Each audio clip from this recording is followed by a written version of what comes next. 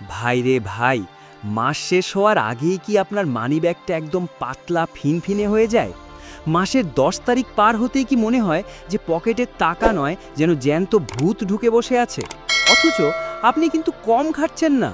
গাধার খাটুনি খেটিয়েও দিন শেষে কেন আপনার কপালে ওই ঘাম আর শূন্যতা ছাড়া কিছু থাকছে না, সেটা কি কখনো ঠান্ডা মাথায় ভেবে দেখেছেন?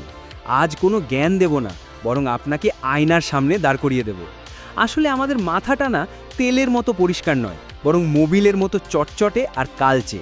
আমরা ভাবি আমরা খুব বুদ্ধিমান, কিন্তু সাইকোলজি বলছে আমাদের অবচেতন মন আমাদের সাথে রীতিমতো জুয়া ঠেলে। একটু হাশেম আর কাশেমের গল্পটা শোনেন, তাহলেই আসল জিলিপির প্যাঁচটা ধরতে পারবেন। হাশেম হলো সেই পাবলিক যে ভাবে, আরে ভাই জীবন তো একটাই, এই তো সেদিন বেতন পেল, অমনি তার মনে হলো একটা দামি ব্র্যান্ডের ঘড়ি না পড়লে লোকে তাকে ফকির ভাববে। সে ওই ঘড়ি কিনলো শুধু পাশের বাসার কাশেমকে দেখানোর জন্য। অথচ কাশেমের ওই ঘড়ির দিকে তাকানোরই সময় নেই। এই যে অন্যকে দেখানোর জন্য নিজের রক্ত পানি করা টাকা দিয়ে অপ্রয়োজনীয় জিনিস কেনা, এটা হলো একটা বড় সড় মরণ কামড়। সাইকোলজিতে এটাকে বলে স্টেটাস অ্যাংজাইটি।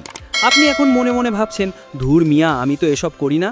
ভাই রে ভাই, নিজেকে একটু ভালো করে প্রশ্ন করেন তো, শেষ যে স্মার্টফোনটা কিনলেন ওটা কি সত্যিই দরকার ছিল, নাকি শুধু লোক দেখানো?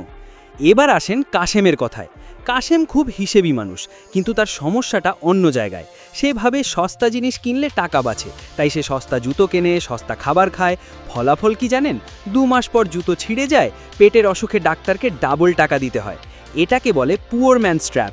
আপনি ছোট ছোট খুচরো টাকা বাঁচাতে গিয়ে বড় বড় ফুটো দিয়ে টাকা গলিয়ে ফেলছেন না তো?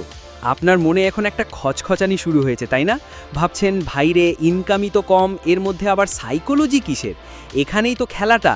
টাকা থাকা আর টাকা রাখা দুটো কিন্তু একদম আলাদা জিনিস। টাকা আপনার কাছে তেলের মতো আসে, কিন্তু মোবিলের মতো চটচটে হয়ে আপনার ভুলে থাকা অভ্যাসগুলোর সাথে আটকে যায়। আমরা যখন খুব টেনশনে থাকি বা মন খারাপ করি, তখন অবচেতন মন আমাদের বলে, যাও কিছু একটা কেনো বা ভালো কিছু খেয়ে ফেলো, ভালো লাগবে। এটাকে বলে রিটেল থেরাপি। কিন্তু ভাই, ওই সাময়িক আনন্দ আপনাকে আসলে আরও বড় গর্তে ঠেলে দিচ্ছে। একটা কথা মাথায় গেঁথে নেন, টাকা কখনো ইনকাম দিয়ে বাড়ে না, টাকা বাড়ে ম্যানেজমেন্ট দিয়ে। আপনি যদি মনে করেন ইনকাম দ্বিগুণ হলে আপনার সব অভাব মিটে যাবে, তাহলে আপনি বড় একটা ভুলের স্বর্গে বাস করছেন। কারণ খরচ আপনার ইনকামের চেয়েও জোরে দৌড়াতে জানে। হাশেম যখন বেতন বাড়ার খুশিতে নতুন বাইক কিনল, সে ভাবল সে জিতে গেছে, কিন্তু সে ভুলে গেল বাইকের কিস্তি আর পেট্রোলের খরচ তার পকেটটাকে ক্যান্সারের মতো ভেতর থেকে খেয়ে ফেলছে। এখন আপনি হয়তো ভাবছেন, তাহলে কি না খেয়ে দিয়ে ফকির হয়ে থাকবো? একদমই না। আসল কথা হলো সম্পদ আর দায়ের পার্থক্য বোঝা। অ্যাসেট হলো সেই জিনিস যা আপনার পকেটে টাকা ঢোকায়, আর লায়াবিলিটি হলো সেই জিনিস যা আপনার পকেট থেকে চুইয়ে চুইয়ে টাকা বের করে নেয়।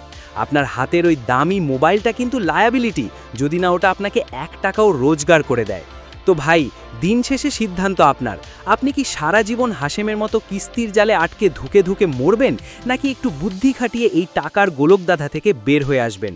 যারা এই পর্যন্ত ভিডিওটা দেখলেন, তারা কমেন্টে লিখে জানান আপনার জীবনে হাশেম না কাশেম কার মতো ভুল বেশি হয়। আর যদি মনে হয় এই ভিডিও আপনার চোখ খুলে দিয়েছে, তবে সাবস্ক্রাইব করে এই পরিবারের অংশ হয়ে যান। কারণ পরের ভিডিওতে আমি এমন একটা সিক্রেট বলবো, যেটা জানলে আপনার টাকা জমানোর ভয় চিরতরে দূর হয়ে যাবে। মিস করলে লসটা কিন্তু আপনারই হবে। দেখা হচ্ছে পরের ভিডিওতে।